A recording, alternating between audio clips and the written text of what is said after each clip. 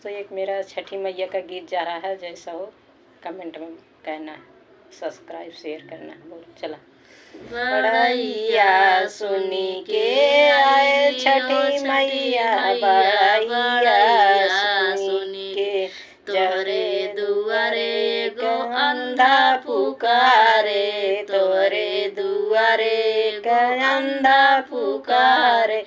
आँख मरे जाइए मैया, बड़ैया सुनी के आए छठी मैया, बड़ैया सुनी के तोहरे दुआरे गो लंगड़ा पुकारे, तोहरे दुआरे गो लंगड़ा पुकारे।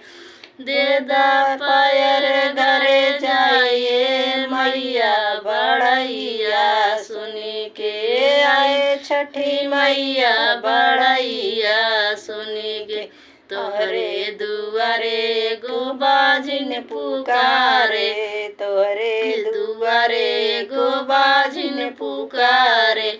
देदा बालक घरे जाइए मैया, बड़ैया सुनी के आए छठी मैया, बड़ैया सुनी के।